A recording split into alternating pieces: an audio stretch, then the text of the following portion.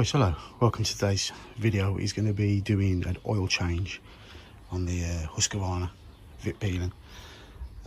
This will be the same as well for the Duke 125. So what you want to do first, you want to drain the oil. I've just rode it back from work, so the oil should be up to temperature. You want to use 18mm on this this bolt here. So we undo that one there and drain out the oil. So when you're draining the oil, what you want to do, you want to come around the other side.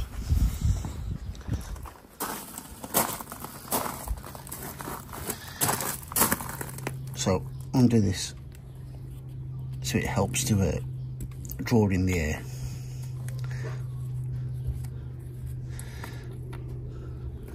So there we go.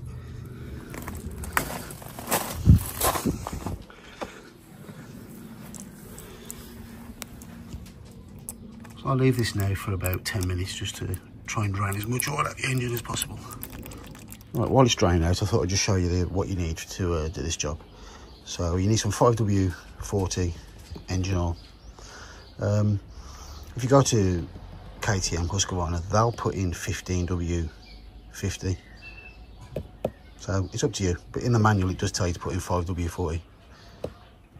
So that's what I'm going to use. That's your filter. So that's the part number for the filter. This is the strainer, which is this part. And then finally you've got this mesh strainer as well. These two parts you don't necessarily have to change. You can just clean them out. But for how cheap they are, you might as well just buy new ones. Now let's get on to the next part. So if you look where it was draining from, if you see inside here, you need to pull that out. You might need to get some long nose pliers on it. But there's one of your drain filters. The other one's here. So if you can see that, you need to get a little socket on there. I'll find out what size that is in a minute. But let's get some long nose pliers and pull this out. So the one that comes out of there is a 13mm. That's the new one. And that's the strainer that I took out. Like you say, they're not in bad condition. I could have probably reused them, but so I brought new ones. So once this is drained out, what we'll do is put these back in. Actually, what I'll do, I'll take the old filter out first. Try and get as much of the old oil out as possible. Alright, so I've put these back in. You want to tighten this up to 12.5 Newton meters. You're going to tighten the small one up. Where's that? Oh, it's hard to see under it. You tighten the small one up to 11 Newton meters.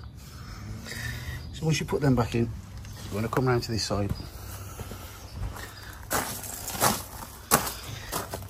And this is where your oil filter is. Sorry, that's where your oil filter is. So you want to, I don't know if they're 8 or 10. You want to take this off, you get the oil filter out.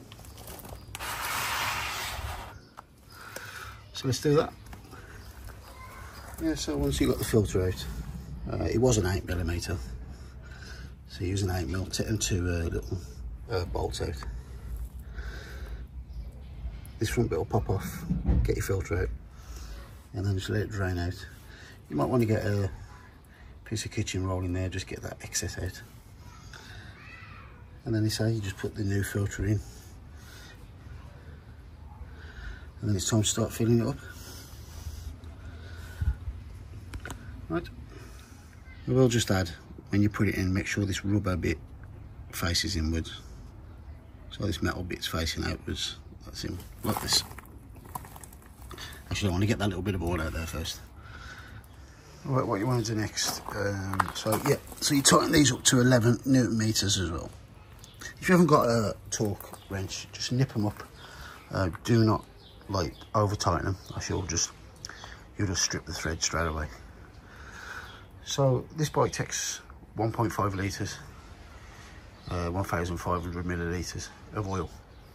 So what we'll do, put one whole bottle in, and then I'll just put in about 450 of the other bottle, and we'll see where we're at after that. So let's pour it in. It's a lovely like green colour, this stuff is.